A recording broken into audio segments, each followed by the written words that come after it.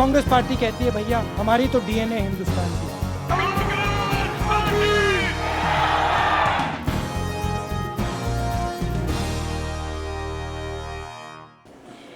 At the outset, I want to,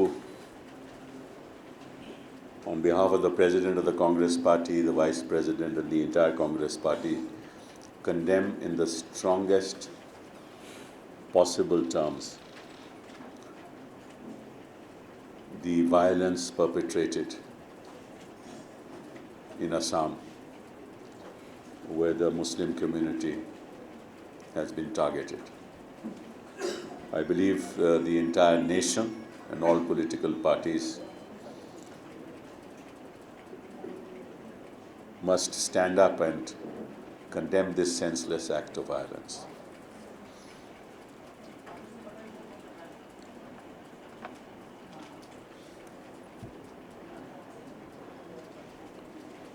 मैं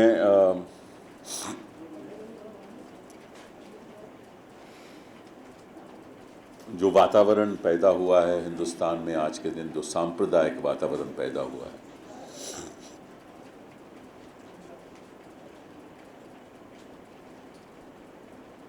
ये श्रेय नरेंद्र मोदी को जाता है। और जो प्रेस रिलीज का हेडिंग आपने देखा होगा, M for model,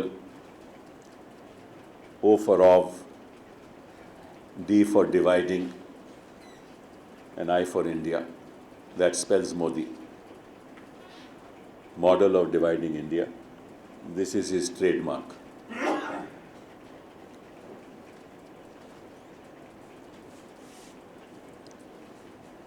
And this has been the policy of the BJP ever since 1984 when they got 2 seats in parliament.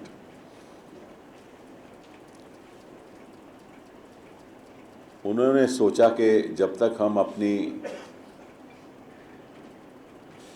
सांप्रदायिक नीति को आगे नहीं बढ़ाएंगे तब तक हम सत्ता में नहीं आने वाले। और आपको याद होगा, और उस पे मैं आज थोड़ा फोकस करूंगा, क्योंकि देश की जनता को ये समझना चाहिए कि इनका दृष्टिकोण क्या है। 1984 में इनकी 2 सीट आई पार्लियामेंट में, और 1984 में ही वीएचपी ने तय कर लिया कि हम राम जन्मभूमि की मूवमेंट को आगे ले जाएंगे। ये 84 का निर्णय था वीएचपी का, जिसको बीजेपी ने अपनाया। और उसके चलते 1991 में अडवाणी जी ने तय किया कि मैं सोमनाथ से अयोध्या तक यात्रा करूंगा। इसका मकसद क्या था? पॉलिटी को डिवाइड करना। फिर 6 दिसंबर 1992 में बाबरी मस्जिद गिराई गई। सोमनाथ अयोध्या यात्रा में 500 लोग मारे गए।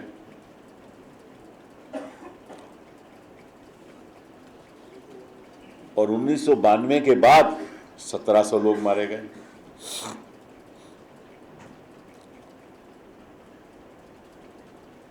फिर 1995 में इन्होंने तय किया कि मैं कन्याकुमारी से कश्मीर तक मार्च करूंगा। आपको याद होगा। आप एक पैटर्न देख रहे हो जो 84 से चला आ रहा है। फिर 2002 के दंगे हुए गुजरात में। फिर आज 2014 में बात करते थे डेवलपमेंट की, वो भूल गए, क्योंकि जो आंकड़े हैं जो देश के सामने आ गए कि अब डेवलपमेंट की बात हो ही नहीं सकती, कि गुजरात कहीं है ही नहीं। दोबारा सांप्रदायिक विचारधारा का पूरा जोर लगातार बनाया हुआ है। और इस संदर्भ में मैंने आपको कुछ डॉक्यूमेंट्स दिए हैं, अगर आप मेरे साथ ज़रा गौर करेंगे। see the first annexure. This is not Nitin Gadkari's account. This is not his account. It is a parody account of Nitin Gadkari. मतलब कोई और चला रहा है, फोटो उनकी है। सच्चाई क्या है? दाईं तरफ आप देखोगे, supporters of Pakistani religious party Jamaat-ud Dawa burn Indian flag during a protest against the Pakistan government decision to accord most favored nation status to India in Karachi, Pakistan, Monday, November 28, 2011. ये तो वास्तविकता है। बाईं तरफ क्या है? ये जो पैरोडी अकाउंट है, गणतंत्र दिवस पर हैदराबाद में तिरंगा जलाया गया। मतलब के वाक्य पाकिस्तान का, और दिखाया जा रहा है कि वो हैदराबाद में हो रहा है। और आज तक ये पिक्टोरियल रिप्रेजेंटेशन इस अकाउंट में है, और नितिन गडकरी ने आज तक कंप्लेंट नहीं किया किसी को कि इस अकाउंट को बंद करना चाहिए, या मैं इसकी निंदा करता हूं, या मैं इसके खिलाफ कार्रवाई करता हूं। These are offences under the Indian penal code, under 153A of the Indian Penal Code, and all those involved are liable to be prosecuted. According to me, it is also an offense under the National Security Act, because this impacts on our national security.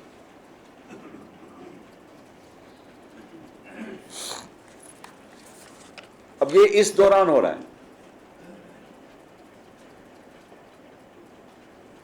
This is happening just before this election. Then अगली तस्वीर किसकी? Asma Khan Pathan. Who is Asma Khan Pathan? She is the district president of the BJP minority cell in Kheda. What is the truth? दाईं तरफ, supporters of Pakistan's hardline Jamatul Dawa torched Indian flag during a protest in Karachi on August 14, 2014. पता नहीं ये 2014 तो गलत, 2014 तो गलत लगता है, डेट गलत है, ये 2013 है, ऊपर डेट करेक्ट लिखा हुआ है, 2013, ठीक है ना। बाईं तरफ क्या है? किस मुंह से आखिर मांगते हैं वोट? ये तस्वीर है असम में बांग्लादेशी मुसलमानों द्वारा किए गए प्रदर्शन की। वाक्य पाकिस्तान का, और ये बीजेपी की।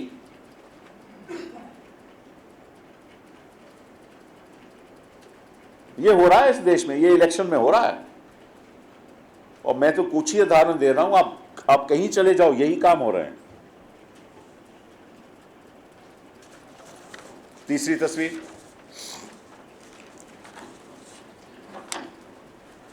This is of Kiran S Kumar, a very staunch sympathizer of the BJP. Not only that, if you go to his website, you will find the connection with Niti Central. Niti Central is run by Rajesh Jain. He is the right-hand man of Narendra Modi.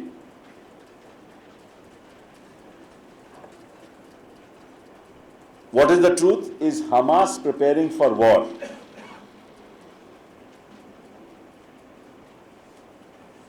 ठीक है, ये 2007 की तस्वीर है। Is Hamas gathering arms for self-defense against Israel as its representatives claim? By तरफ क्या है? 2013, यही तस्वीर 2013 में दिसंबर 5, 2013 में दिखाई गई, और हेडिंग क्या है? Kerala shocking deterioration, terror zone country.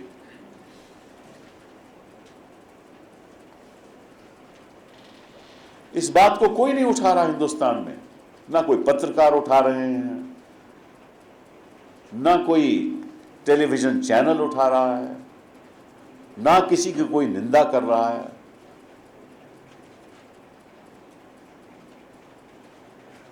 These are all offenses under the National Security Act. चौथा,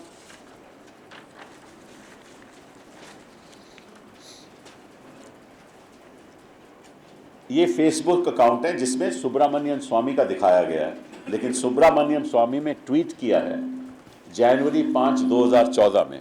सुब्रमण्यम स्वामी ट्वीट करते हैं कि Facebook is not mine, it is by people whom I know.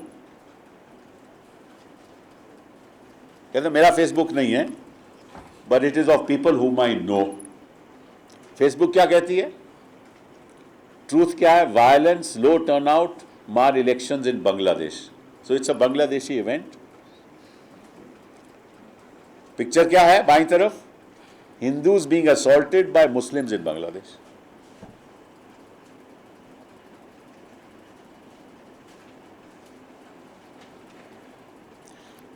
He says he knows these people. In January he says it is not my account. Yet he doesn't do anything about it. He doesn't complain that it should be stopped. He doesn't block it. ये हो रहा है हमारे हिंदुस्तान में इस election.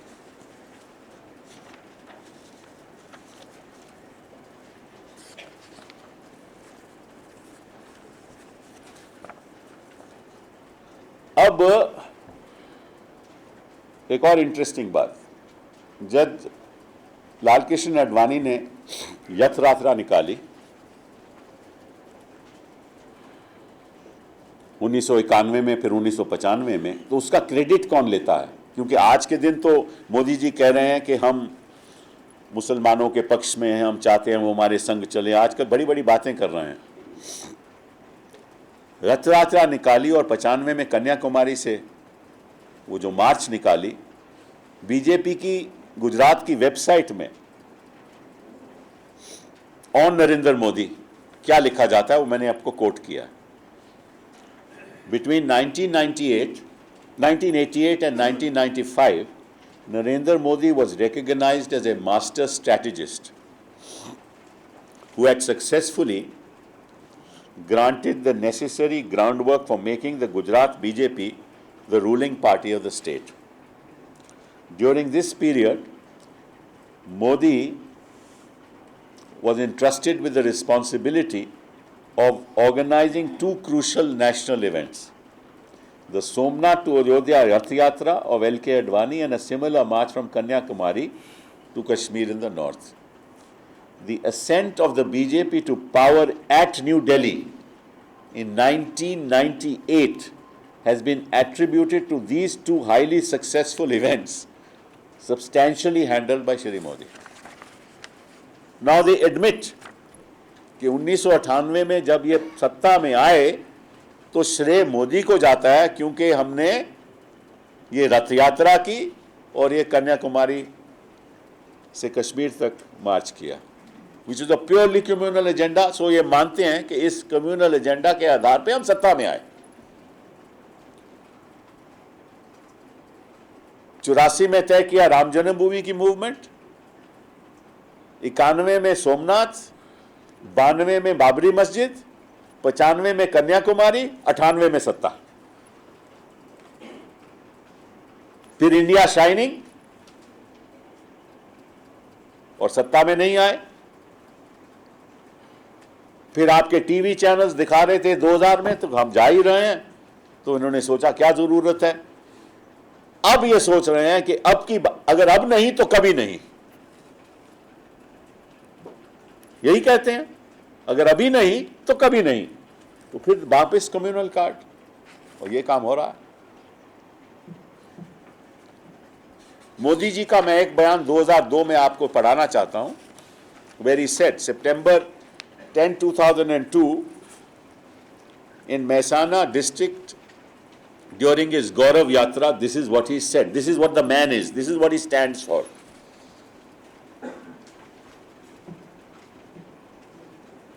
I think it will be a national tragedy if a man who has uttered these words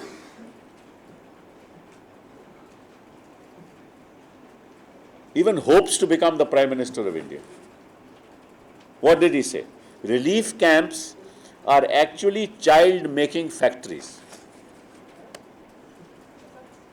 Relief camps are actually child-making factories. Those who keep on multiplying the population should be taught a lesson.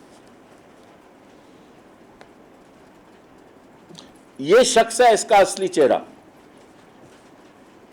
आप पहचानिए, हिंदुस्तान की जनता इसको पहचाने।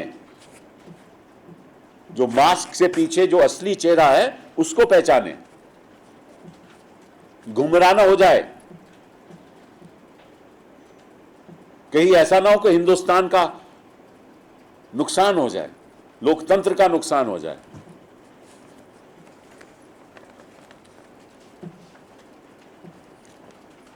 सत्ता के आने से पहले वाजपेयी जी ने क्या कहा 1996 में? If problems related with religion are not resolve for a long time, the result is what happened in Ayodhya.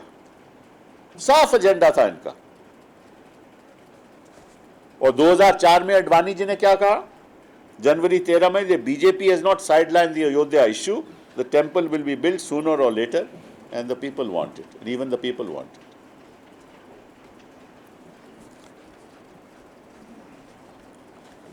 And this all culminated in Muzaffarnagar. इसलिए मैं आपको आज एक हिस्टोरिकल पर्सपेक्टिव दे रहा था कि ये पार्टी का असली चेहरा क्या है, इसकी नीति क्या है और इसकी नीयत क्या है, और मोदी कौन है और मोदी का असली चेहरा क्या है।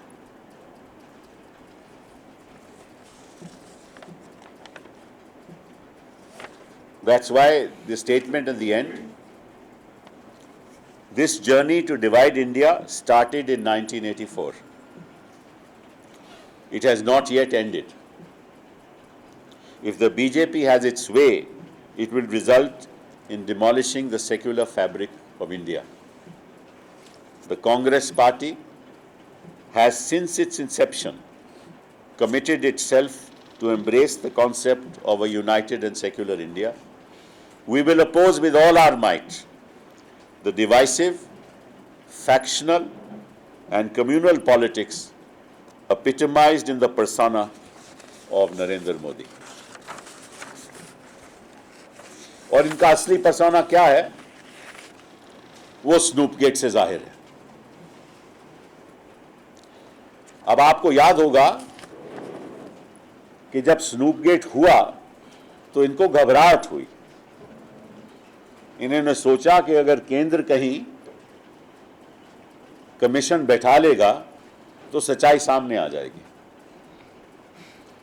तो उन्होंने तुरंत 26 नवंबर 2013 को एक राज्य कमीशन का गठन किया।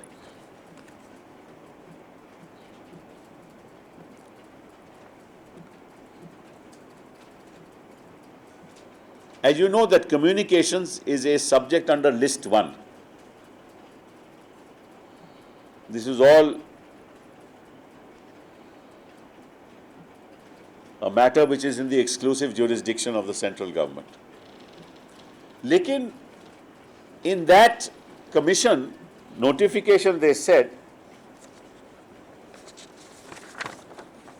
the commission shall submit its report to the state government within a period of 3 months, November 26, 2013. So, दिसंबर, जनवरी, फरवरी तक इनको रिपोर्ट देनी चाहिए थी। अभी आज तक कोई कमीशन की बैठक ही नहीं हुई। ये है इनकी असली नियत। इसके टर्म्स ऑफ रेफरेंस देखो, ताजुब होगा आपको। पहला term of reference, the authenticity and veracity of the set tapes. कौन इसको चैलेंज कर रहा है? जिसने बोला वो तो नहीं कहता ये टेप गलत है, और इन्हीं के आदमी है, वो तो कांग्रेस पार्टी के आदमी नहीं है ना। सिंगल तो हमारा नहीं है, उनका आईपीएस अफसर है, वो तो हमारा नहीं है।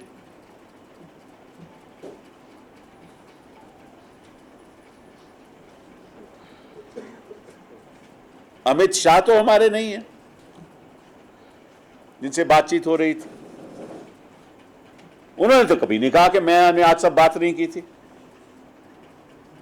किसी एक शख्स ने कहा कि यह हुआ ही नहीं, वो तो कह रहे हैं कि इसकी प्रोटेक्शन के लिए हुआ, कह रहे हैं ना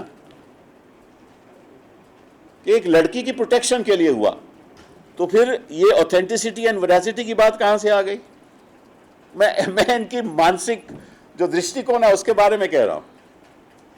दूसरा, whether the incidents of security surveillance as alleged in the web portals Cobra Post and Gulel.com and subsequent published telecast in various news media actually took place. अब ये खुद कहते हैं कि it took place, कुछ हम तो उसकी प्रोटेक्शन कर रहे थे। अब ये टर्म्स ऑफ रेफरेंस कहती हैं whether it actually took place, मतलब कि ये टेप है ही नहीं। I mean, just look at this, look at the blatant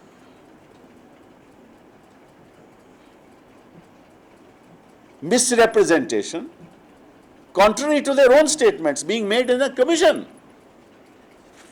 And then one of the terms of reference is whether the circumstances leading to a release of audio tapes after a long back of 4 years reveals any conspiracy. अब ये conspiracy किसकी हुई? ये Congress party तो उसमें कोई लेना देना नहीं है। अमित शाह कंस्पायर कर रहा था या सिंगल साहब जो भी है वहां कौन कंस्पायर कर रहा था? अच्छा, और सबसे ताजुब की बात यह है, आपने देखा ना नानावती कमीशन का, वो भी 4 महीने में रिपोर्ट आनी थी, उसको 12 साल लग गए, अभी तक रिपोर्ट नहीं आई। अभी ये 3 महीने में आनी थी, बैठक नहीं शुरू हुई, क्योंकि इनका बस यही है कि क्योंकि ये समझ गए हैं कि भाई मैं तो प्रधानमंत्री बनने वाला हूं, 20 दिन के बाद मैं बदला लूंगा। ये तो इनके वाक्य हैं। ये सोच रहे हैं कि ठीक है, अगर मैं सत्ता में आ गया तो ये सब मैं खत्म कर दूंगा। अब कमीशन स्टेट में बिठा रहे हैं, अपॉइंट खुद चीफ मिनिस्टर कर रहे हैं, स्टार्ट सरकार कर रही है, और इन्वेस्टिगेट चीफ मिनिस्टर के खिलाफ होना है। आप सोचिए, मैं आपसे सवाल पूछना चाहता हूं, कोई कैसे कमीशन बता सकता है कि मैं मंत्री हूं, अपॉइंट भी मैं ही करूं और इन्वेस्टिगेट ही अपने खिलाफ करवाऊं और टर्म्स ऑफ रेफरेंस भी मैं तय करूं जो मैंने कमीशन को देनी है? वो कभी कमीशन की कभी कोई मान्यता हो सकती है? उसका कोई कमीशन का वजूद है क्या? कोई चीफ मिनिस्टर अपने खिलाफ अपने ही नियुक्त कैंडिडेट बैठाएगा अपने ही खिलाफ इन्वेस्टिगेट करवाने के लिए? और एक ऐसे विद्वान बीजेपी के एक नेता हैं जो हम पे आरोप लगाते हैं, खुद नहीं पूछते, खुद अपनी असलियत नहीं दिखा के बारे में कुछ नहीं कहते कि एक फार्स है, ये स्टेट कमीशन एक एब्सोल्यूट फार्स है।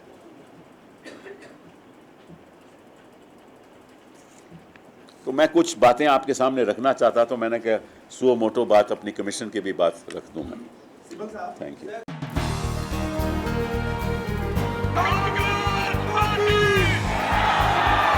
कांग्रेस पार्टी कहती है भैया हमारी तो डीएनए हिंदुस्तान की है।